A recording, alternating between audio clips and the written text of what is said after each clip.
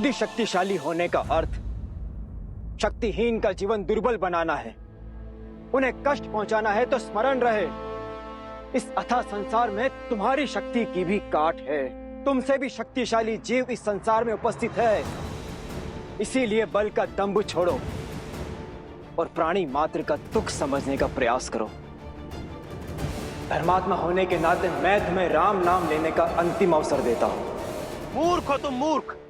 तुम्हारी ये बातें तुम्हारी निर्बलता की सूचक हैं, तुम्हारे भय का प्रतीक हैं, तुम्हारे भय का प्रमाण है।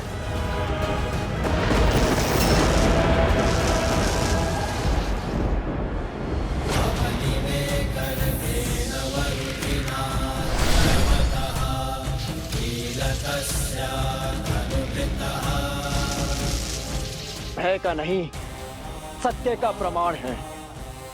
जय सिया राम।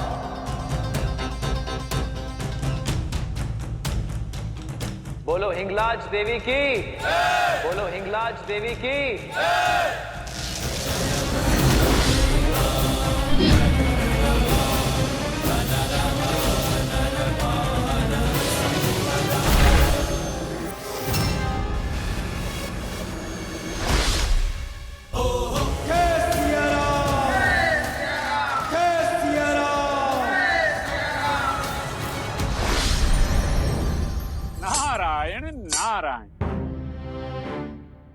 नारद जी, आप यहाँ? आप इतने अचंभित क्यों हो गए हनुमान? एक भक्त दूसरे भक्त से मिलने नहीं आ सकता? अवश्य अवश्य।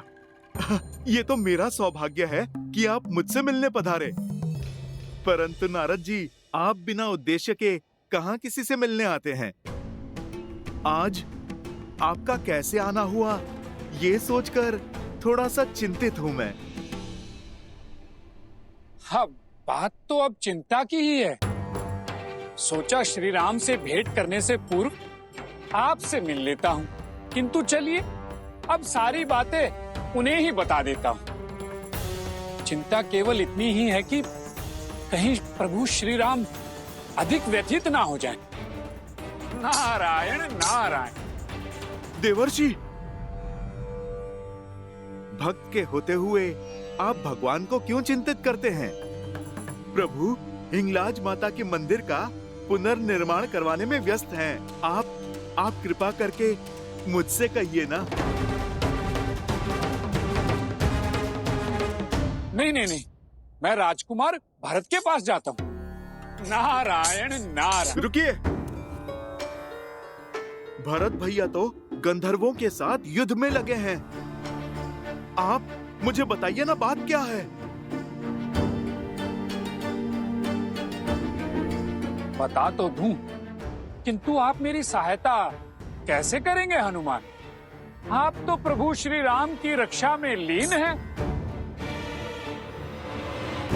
मुनिवर, आप मुझे समस्या तो बताइए, समाधान मैं खोज लूंगा। लव कुश अगस्त्य ऋषि के साथ कहीं गए हैं, और वो जिस दिशा में गए हैं वहां कुंभकर्ण का पुत्र देवामित उनकी प्रतीक्षा कर रहा है, और उसे ज्ञात हो चुका है कि लवकुश श्री राम के पुत्र हैं। उसकी मंशा शुभ नहीं है हनुमान जी।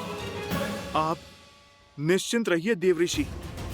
मेरे होते मेरे अनुज लवकुश पर कोई भी कुदृष्टि नहीं डाल सकता। बस ये संदेश देने और आश्वासन के यही तो बोल सुनने आया था मैं। देवऋषि, बहुत बहुत धन्यवाद आपका। ये केवल राम काज ही नहीं, ये तो मेरे प्रभु श्री राम पर होने वाला प्रहार है, क्योंकि लवकुश की हानि प्रभु की हानि है, रघुकुल की हानि है। देवऋषि, अब ये समस्या मेरी है। नारायण नारायण।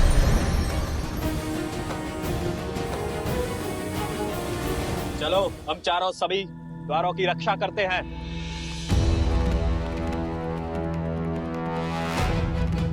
द्वार खोलो बंधु, हम ऋषि यहाँ पर पूजा के लिए आए हैं।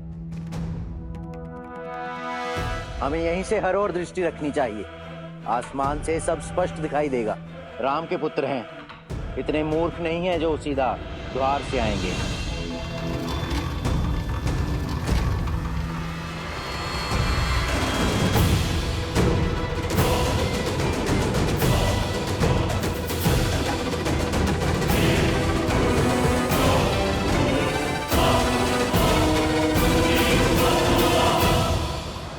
बालकों, कौन हो तुम? हम ऋषि कुमार लव और ऋषि कुमार कुश हैं।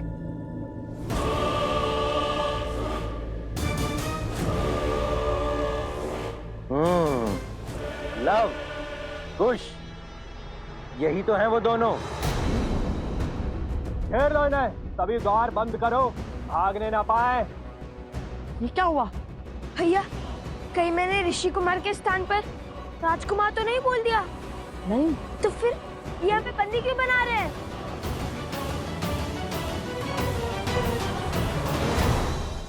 परमपिता, आपका कहा कार्य संपूर्ण हुआ। एक और कुंभकर्ण के पुत्र को लवकुश का भेद बता दिया और दूसरी ओर हनुमान को भी उन पर आए संकट के विषय में सूचित कर दिया।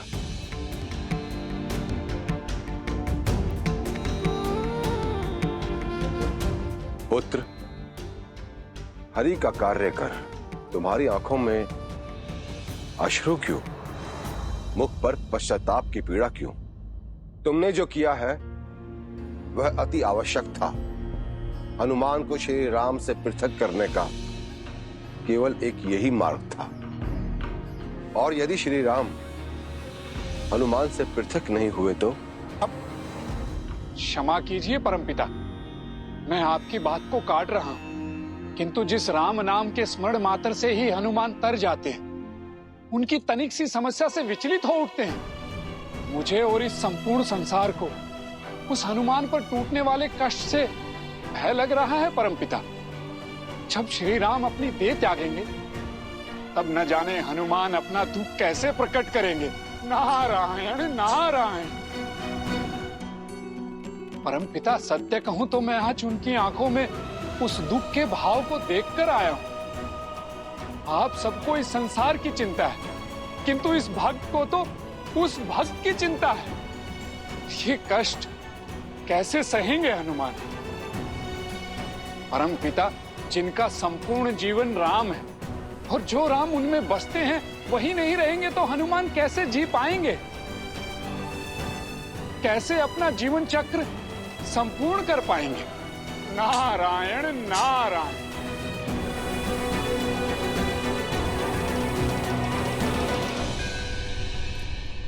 माता हिंगलाज देवी की, माता हिंगलाज देवी की। चलो, उचित ही हुआ। अब तुम्हारे अंत का शुभारंभ करते हैं।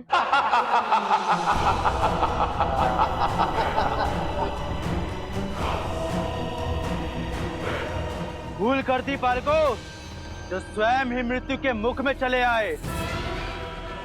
हमारे महाराज देवामित कुंभकर्ण के पुत्र वर्षों से प्रतिशोध की अग्नि में जल रहे हैं। इतने छोटे से कार्य के लिए महाराज को क्यों कष्ट देना? इनका अंत यहीं कर देते हैं और इनके शरीर को उपहार के रूप में महाराज को देते हैं।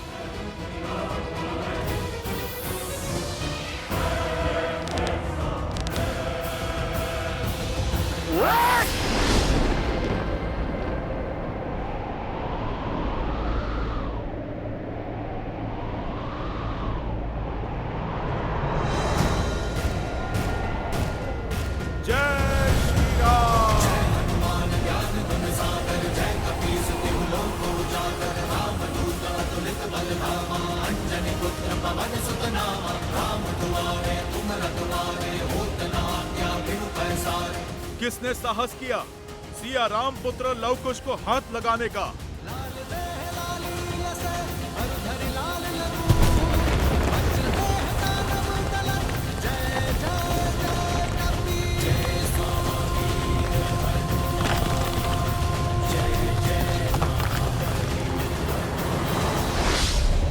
प्रणाम ब्रह्मदेव। प्रणाम देव ऋषि।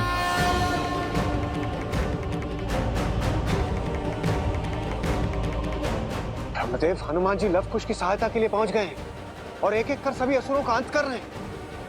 नारायण नारायण। अर्थात अधर्म के विध्वंस का आरंभ हो भी चुका है। बस हनुमान जी के लौटने से पूर्व श्री राम अयोध्या पहुंच जाए, अन्यथा परमपिता की योजना और मेरा प्रयास दोनों ही विफल हो जाएंगे।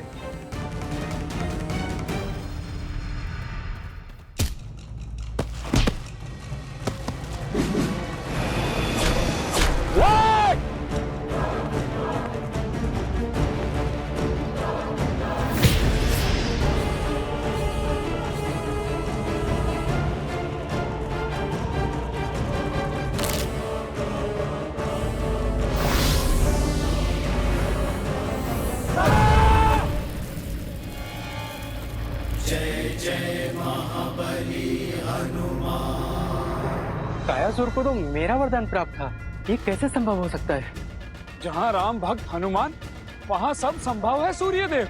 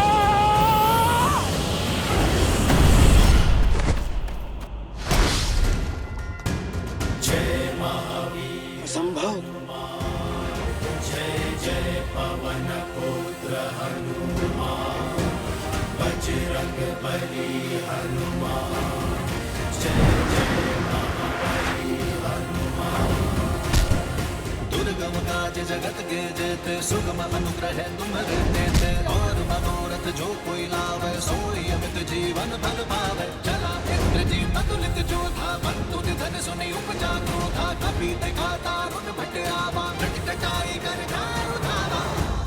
तो दुर्पाक्ष को तो मेरे वरदान की ढाल प्राप्त है। नारायण नारायण।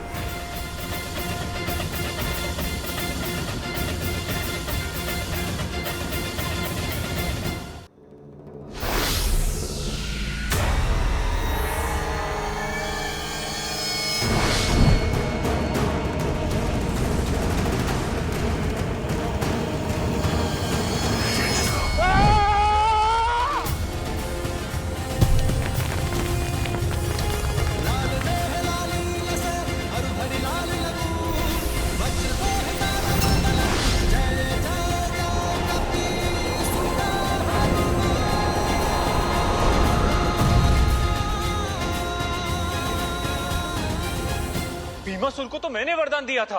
अर्थात सभी देवताओं के वरदान हनुमान जी के एक प्रहार के आगे परास्त हो गए। नारायण नारायण। जो असुर हम देवताओं द्वारा प्रदान किए कवच धारण कर युद्ध भूमि में उतरे थे, उन्हें एक एक कर हनुमान जी धूल में मिला रहे। मुझे तो भय है उन वरदानों का जो हनुमान जी को हमने बालपन में दिए थे। यह कहीं अधिकार देकर खुद हम पर भारी न पड़ जाए। जिन तीनों लोकों के संचालन का उत्तरदायित्व हम देवताओं पर है, आज वो तीनों लोक हनुमान जी की मुट्ठी में है। वो स्वयं रुद्र का स्वरूप है। हम चाहकर भी उनका कुछ नहीं बिगाड़ सकते।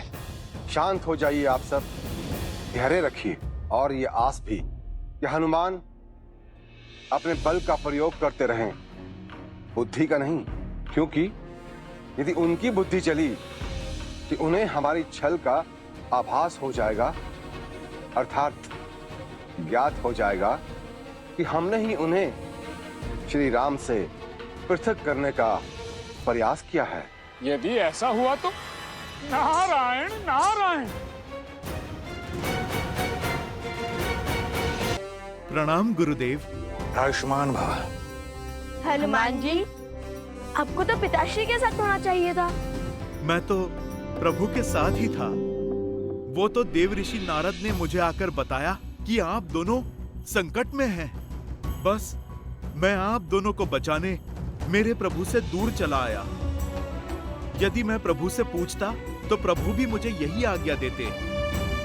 प्रभु तो हिंगलाज माता के मंदिर की स्थापना करके अयोध्या के लिए प्रस्थान कर चुके होंगे। मैं मार्ग में ही प्रभु के साथ हो लूंगा। चलिए, उचित ही हुआ जो आप यहाँ आ गए। आपसे भेंट भी हो गई हमारी।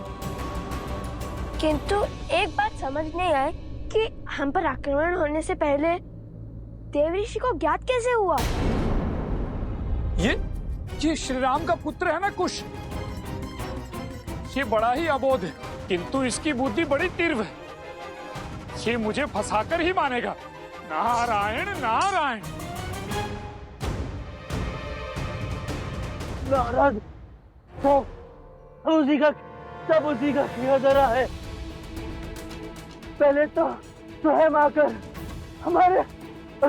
हमारे महाराज को इन दोनों का सत्य बताया, किंतु ये नहीं बताया कि हनुमान भी उनके साथ है।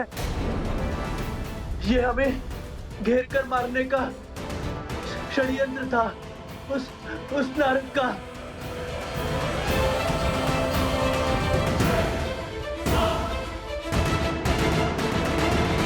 नारद, सब उसी का किया धरा है।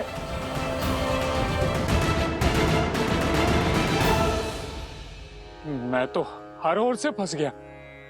अब क्या होगा नारद? नारायण नारायण।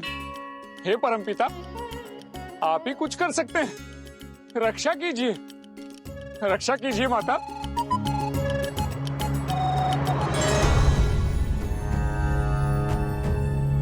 मुझे तो किसी घोर अनिष्ट का आभास हो रहा है। नहीं नहीं, ये कदाचित अपनी अंतिम श्वास में यूं ही कुछ बड़बड़ा गया। मृत्यु यदि समीप हो तो अधर्मी ऐसी ही बातें करते हैं। क्या आपको मेरी सेवा की आवश्यकता है? वो क्या है ना, जब प्रभु मंदिर में थे तब तक मन चिंता मुक्त था, किंतु अब जब प्रभु अयोध्या के लिए निकल चुके हैं तो मेरा हृदय घबरा रहा है। मुझे शीघ्रातिशीघ्र प्रभु के पास पहुंचना है। हाँ हाँ, आप अवश्य जाइए हनुमान जी। वैसे भी ऋषिवर ने उस दुष्ट देवामित्र का दंत का दायित्व हमें सौंपा है और उसे संपूर्ण भी हम ही करेंगे। पहले समझाएंगे, यदि न माना तो उसे समाप्त कर देंगे।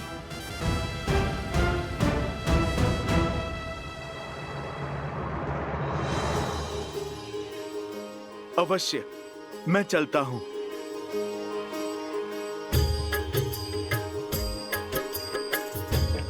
आज्ञा दीजिए। आयुष्मान भव। दुख भंजन जय हनुमान, संकट मोचन जय हनुमान, महावीर प्रभु जय हनुमान, अंजनी पुत्र जय हनुमान। स्मरण है ना, जब भी हनुमान की आवश्यकता पड़े अपने बड़े भाई को स्मरण कर लेना। हनुमान तुम्हारी आंखों के समक्ष होगा।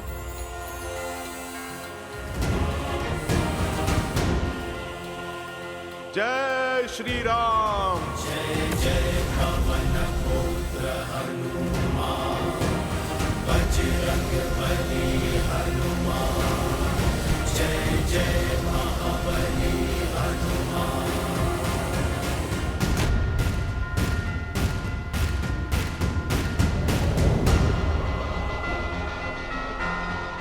देवऋषि नारद।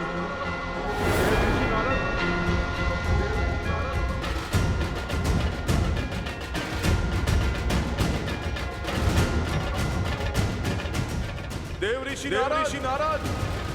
देवऋषि नारद, हनुमान जी को अब आप ही रोक सकते हैं। जाइए और रोकिए उन्हें।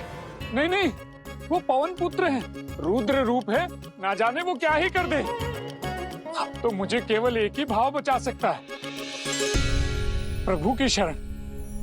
प्रभु की शरण? तो आप क्या पृथ्वी पर जाने वाले हैं? नहीं नहीं, नंदनवन में। नंदनवन? कहीं भी जाओ, ना हनुमान की दृष्टि से बच पाओगे और ना ही उनके प्रश्नों से। हाँ, उचित होगा कि आप स्वयं जाके उन्हें सत्य बता दें और उन्हें समझाने का प्रयास करें, क्योंकि आप ब्रह्मांड के किसी भी कोने में क्यों ना हो, वो आपको खोज ही लेंगे।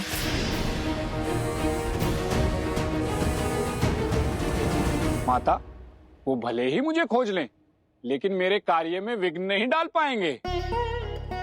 उन्हें बिना उत्तर पाए ही लौटना होगा। नारायण नारायण।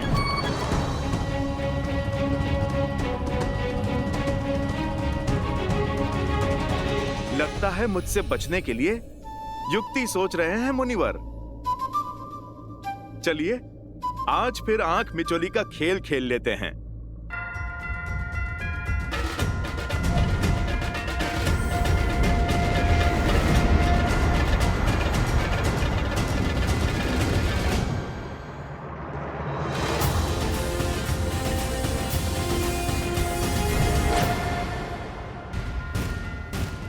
जय श्री राम।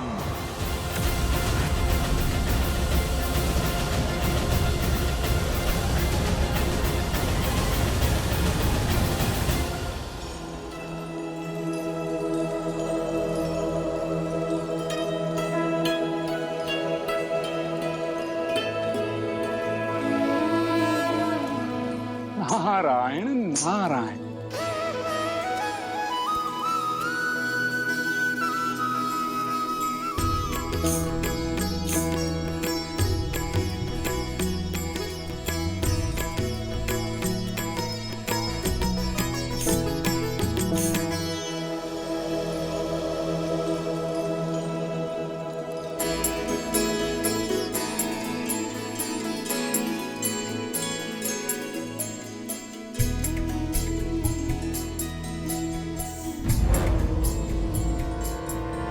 श्रीरामचंद्र कृपालु भजु मन हरण भव भय दारुणम नव कंज लोचन कंज मुख कर कंज पद कंजारुणम कंदर्प अगणित अमित छवि नव नील नीरज सुंदरम पट पीत मानहु तड़ित रुचि सुचि नौमि जनक सुतावरम।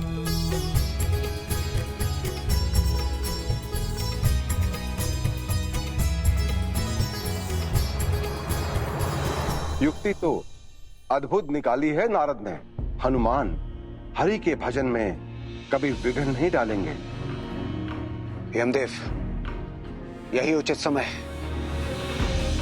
देवऋषि नारद ने श्रीहरि के भजन से हनुमान जी को बांध दिया है और श्री राम भी अयोध्या पहुंचने ही वाले हैं।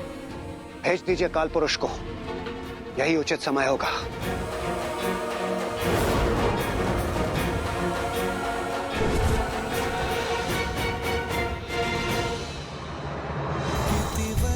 तुलसीदास शंकर शेष मुनि मन रंजनम मम हृदय कुंज निवास कुरु कामादि खल दल गंजन। एक भक्त ने दूसरे भक्त को रोकने के लिए भगवान का ही सहारा लिया है। अद्भुत चतुराई है आप में देवर्षि नारद। अब क्या करोगे मेरे हनुमान?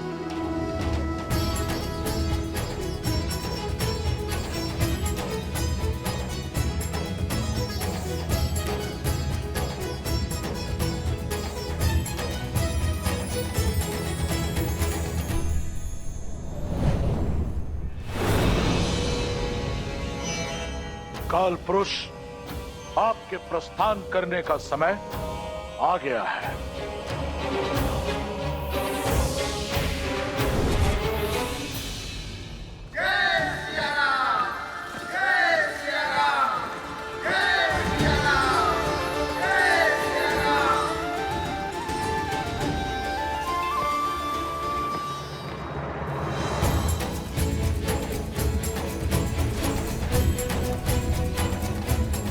प्रभु, प्रभु अयोध्या पहुंच गए?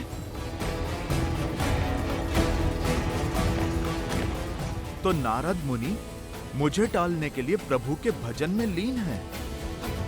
मैं उन्हें रोक तो नहीं सकता, किंतु एक भक्त दूसरे भक्त की भक्ति में रम तो सकता है।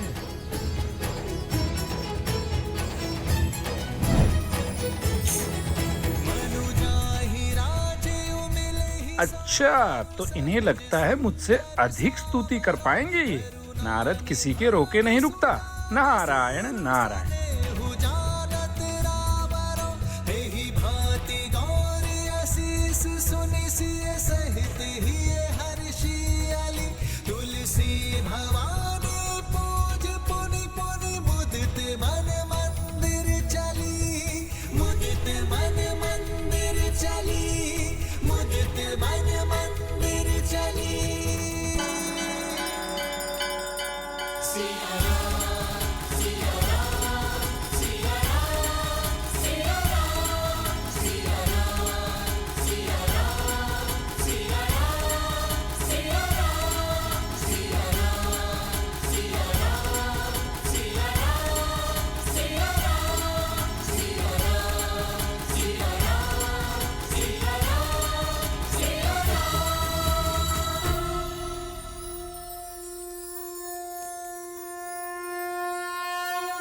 लीजिए, बुद्धि के धनी हनुमान ने इस संकट का हल खोज ही लिया है।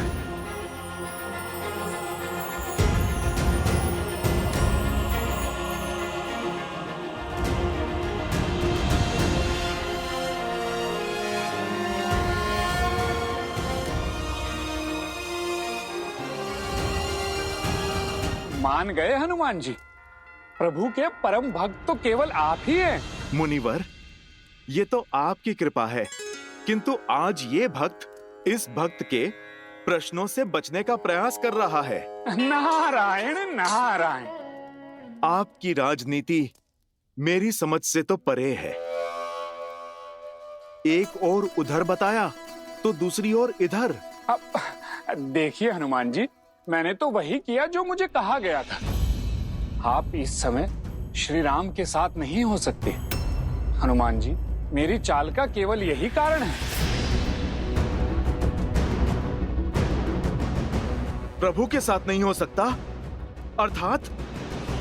अधिक तो नहीं कह सकता हनुमान जी, किंतु इस समय आपका श्री राम के साथ होना नियति को स्वीकार नहीं है हनुमान जी।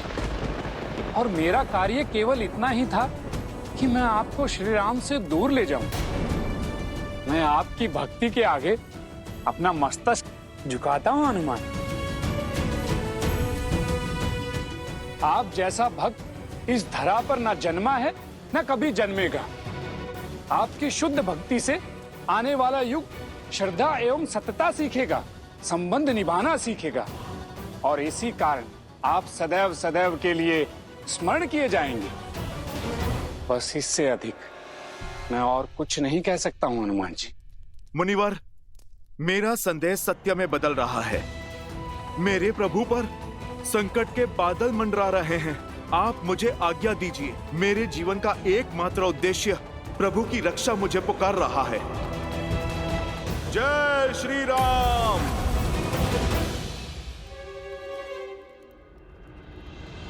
प्रभु,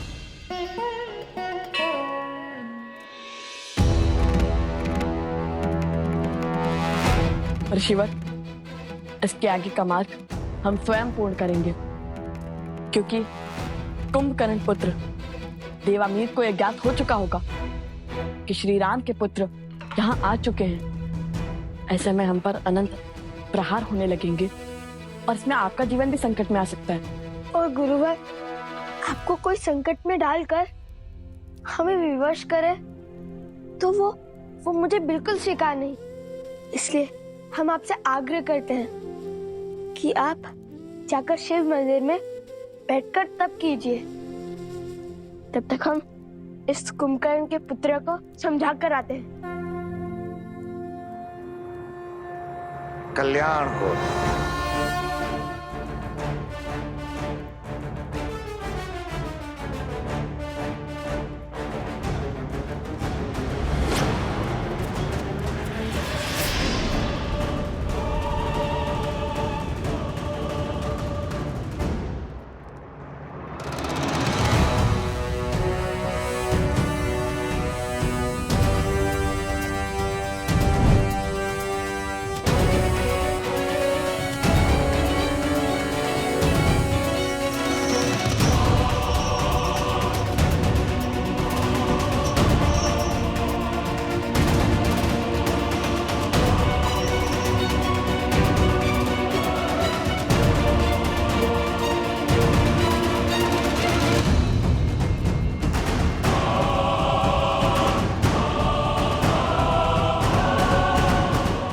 की कोई बात नहीं है माँ। लवकुश सकुशल है और भरत पर भी कोई संकट नहीं है। मेरे भरत ने युद्ध जीत लिया है और मैंने भरत को उसी क्षेत्र में उसके 2 पुत्रों के नाम से राज्य तक्षशिला और पुष्कलवती स्थापित करने का आदेश दे दिया है। राज्य के निर्माण के पश्चात वो लौट आएगा मां।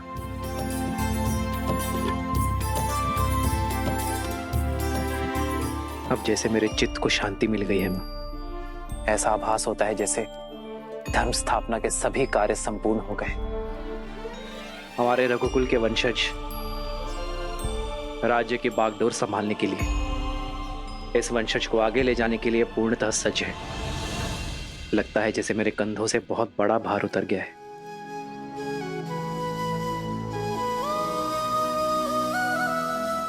श्री राम श्री राम श्री राम श्री राम।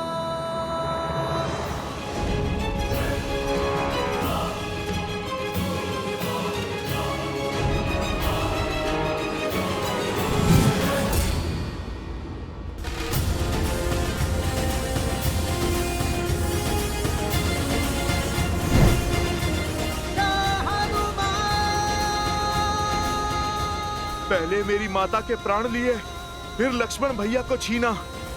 अब ये नियति मुझसे मेरे प्रभु को पृथक करने का षड्यंत्र रच रही है। कुछ तो है जो मेरी सोच और समझ से बाहर है।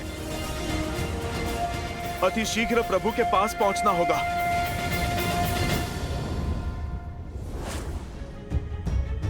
प्रणाम ब्रह्मदेव। काल पुरुष को रिक्त हाथों लौटना पड़ा क्योंकि हनुमान अयोध्या की ओर अग्रसर हैं। हनुमान के होते श्री राम अपना देह कैसे त्यागेंगे? समाधान समस्या में ही छिपा है इंद्रदेव। हनुमान किसी की नहीं सुनेंगे सिवाय श्री राम के।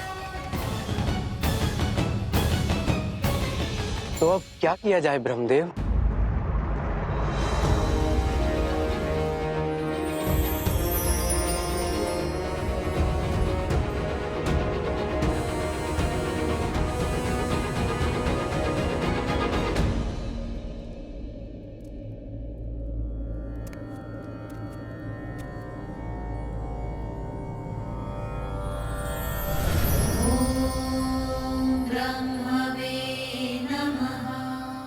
प्रभु,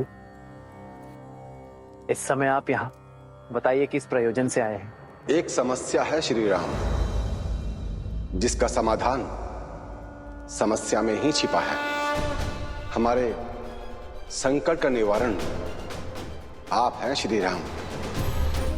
मैं उसी दुविधा के हल के लिए यहां उपस्थित हुआ हूं, जिसके लिए आप भी चिंतित हैं हनुमान। उन्हीं के आने का संकेत है जिनके प्राण आप में बसते हैं, किंतु आपके प्राण तो केवल धर्म में बसते हैं। जिस धर्म के पथ पर चलकर आपने अपने ही अनुज लक्ष्मण को मृत्यु को पाने की आज्ञा दे दी, जिस धर्म की ज्योत को प्रज्वलित रखने के लिए देवी सीता ने अपने प्राण त्याग दिए, उसी धर्म को आगे बढ़ाने के लिए, जीवन चक्र को आगे बढ़ाने के लिए, नए युग के आगमन के लिए, त्रेता के अंत और द्वापर युग के शुभारंभ के लिए आपको जाना होगा प्रभु, ताकि आपका अगला अवतार इस धरा को तृप्त करे और संसार को नई सीख दे। पर जब तक हनुमान यहां है तब तक ये असंभव है। आपको हनुमान को समझाना होगा। कैसे, ये तो आप जाने, किंतु करना आपको ही होगा प्रभु।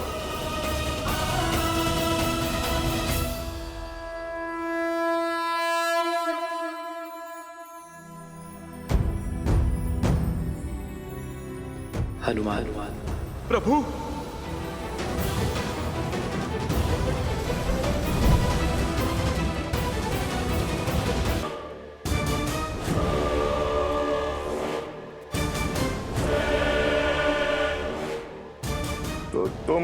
राम के पुत्र, तुम भी उसी की भांति तुच्छ दिखते हो। निर्बल बनवासी से तुम्हारे पिता राम ने मेरे पिता की हत्या की। संसार समझता है वो महान है, वो बहुत बड़ा योद्धा है, किंतु सत्य तो ये है कि उस राम में इतना सामर्थ्य नहीं, वो इतना महान नहीं कि बल से मेरे पिता श्री कुंभकर्ण और पितामह रावण को मार सके। छल किया था उसने, छल। आज मैं उस राम को राक्षस कुल की शक्ति से अवगत कराऊंगा, किंतु उससे पूर्व तुम्हारे हाथ खोल तुम्हें लड़ने का अवसर दूंगा। क्या करूं, मैं उस राम जैसा छलिया जो नहीं हूं।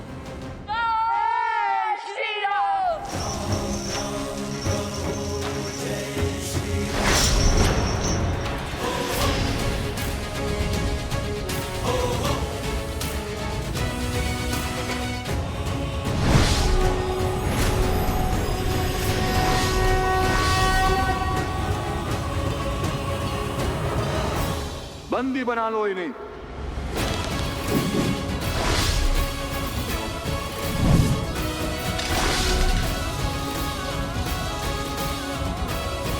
जिनका नाम इतना अनादर से ले रहे हो, अब हम तुम्हें उनका परिचय देते हैं, उनके नाम लेने का ढंग सिखाते हैं। रघुकुल शिरोमणि, कौशल नरेश, अयोध्यापति, दशरथ नंदन श्री राम। अहंकार के इसी मद में, शक्ति के इसी मद में तुम्हारे पितामह भी मृत्यु को प्राप्त हुए थे। सुना है वो रावण भी हमारे पिताश्री के नाम के आगे श्री लगाने से कतराता था, क्योंकि श्री से राम संपूर्ण होते हैं, क्योंकि श्री में सीता है और सीता से राम, सिया राम की शक्ति है उसमें। अंत में वो रावण भी श्री राम कह के ही तो मरा था। श्री राम वो ध्वनि नहीं जिससे मन घबराए, ये वो जय घोष है जिससे हर पुरुष, हर स्त्री, हर नर, हर मन को एक करता है। और धर्म की ओर से श्री राम और माता सीता का आयन ही तो श्रीमद् रामायण है, और हम सिया राम के पुत्र हैं। चाहे तो एक ही बाण में तुम्हारी जीवन लीला समाप्त कर सकते हैं, किंतु नहीं, हमारे पिताश्री ने भी तुम्हारे पितामह को, तुम्हारे पिता को एक अंतिम अवसर अवश्य दिया था सुधरने का।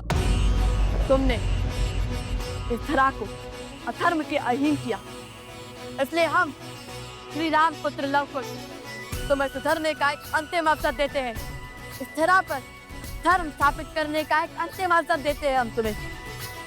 हम तुम्हारे द्वार पर तुम्हारी प्रतीक्षा करेंगे। शुभ अवसर है, चूकना मत। सोचो कि तुम्हें अपने पिता या पितामह की भांति युद्ध कर कुल को सर्वनाश के मार्ग पर ले आना है, या अपने चाचा श्री विभीषण की भांति धर्म के पथ पर चलना है।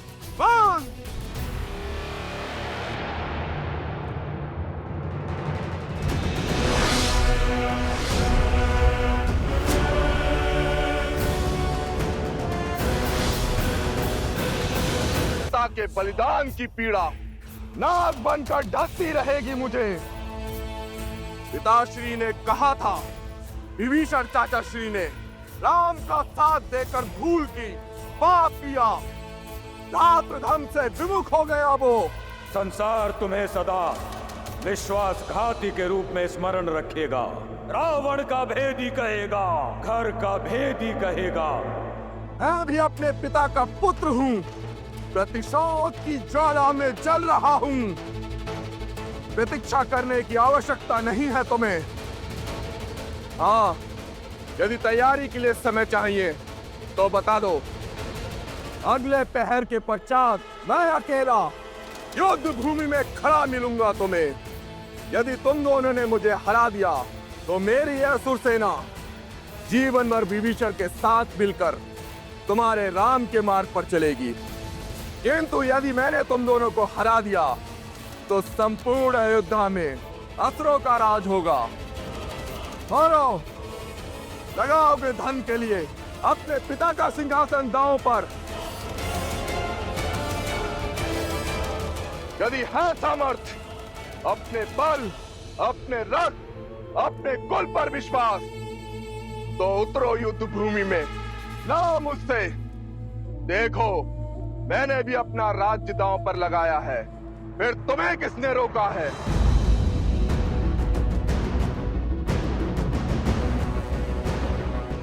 धर्म ना कभी हारता है और ना ही कभी किसी से भयभीत होता है।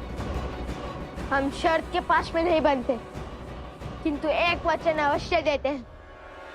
शीघ्र ही इस स्थान से तुम्हारी अधर्म की सत्ता का अंत होगा। यहाँ धर्म का संचालन होगा।